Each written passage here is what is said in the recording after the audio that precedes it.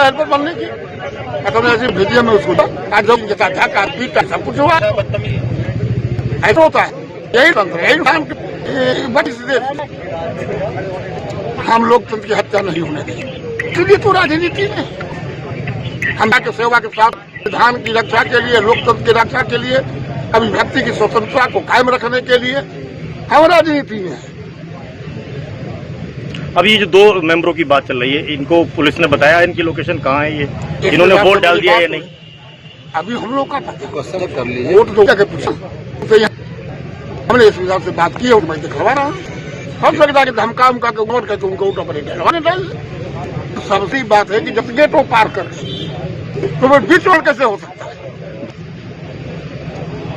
इधर हो जाए तो ठीक है, अंदर हुआ कि अंदर प्रशासन के कस्टडी हो जाती है यहाँ से गेट पास करने के बाद। बीजेपी से तो उम्मीद ही नहीं की जा सकती निष्पक्ष चुनाव की। अभी तक तो अपहरण सुनते थे, अब पुलिस कप्तान कर रहे हैं मतदाताओं का अपहरण। बीजेपी जनता से हार चुकी है और योगी सरकार और योगी जी अब मतदाताओं को, जिला पंचायत सदस्यों को, अपने कप्तानों को अपहरण करने के लिए लगाया है, कलेक्टरों को अपहरण करने के लिए लगाया है। और ये योगी सरकार मॉडल फेल हो चुका। जिला पंचायत चुनाव और प्रधानी चुनाव में अब इन्होंने कप्तान और डीएम की बदौलत जीतना चाहते हैं। ये माननीय अखिलेश यादव जी, समाजवादी पार्टी के राष्ट्रीय अध्यक्ष और समाजवादी पार्टी के नेता और कार्यकर्ता इस बीजेपी के अन्याय के खिलाफ लड़ते रहेंगे और तब तक लड़ते रहेंगे जब तक ये बीजेपी हट नहीं जाएगी, क्योंकि संविधान की धज्जियां उड़ा रही। बताइए, हरदोई में कितने मेंबरों को रात में अपहरण कर लिया गया और मैं देख रहा हूं उनको कस्टडी में ले आके और उनको अपहरण कर लिया गया, होटलों में बंद किया गया। और हमारे मतदाता कई थे जिनका अपहरण करके बीजेपी के लोगों ने और दबाव डाल के और उनका गुंडाई से, पुलिस की गुंडाई से वोट डलवाने का काम कर रहे हैं। ये अन्याय ठीक नहीं है।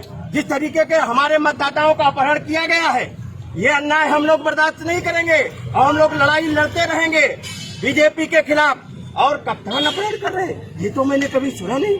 अभी तक तो अपहरण किस तरीके से इस बीजेपी शासनकाल में कप्तान अपहरण कर रहे हैं, थानेदार अपहरण कर रहे हैं, कलेक्टर अपहरण कर रहे हैं, लोगों की जमीनें नापी जा रही, मुकदमे लिखे जा रहे हैं, जिला बदर कर दिया गया, कई मेंबरों के घर में रात में छापे पड़ रहे हैं। ये अन्याय, ये निष्पक्ष चुनाव हो रहा है। लोकतंत्र का मजाक उड़ाया जा रहा है बीजेपी शासनकाल में। और जिस तरीके का अन्याय अत्याचार किया जा रहा है और ऐसी ही घटनाएं पूरे प्रदेश में हो रही हैं।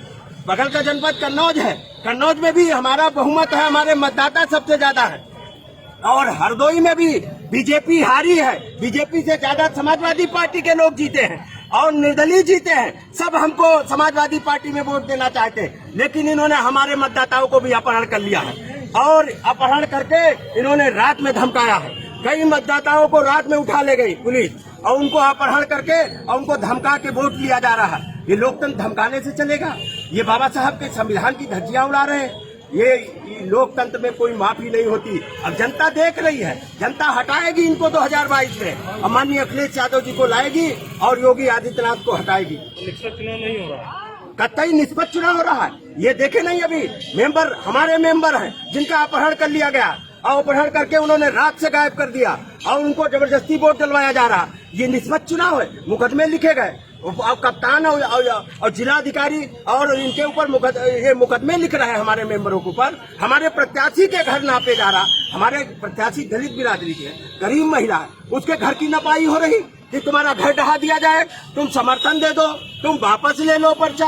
हमारे प्रस्तावित समर्थकों के घर पुलिस गई और जो मेंबर थे उनको जबरदस्ती घरों से उठाया गया, रात में उठाया गया और उठा के इन जबरदस्ती वोट डलवा रहे हैं। ये हरदोई में हो रहा है। हरदोई में कहीं लोकतंत्र है? अब हमें लगता है उत्तर प्रदेश में भी इसी तरीके का हो रहा है सब जगह। ये जनता देख रही है, जनता जवाब देगी इनको।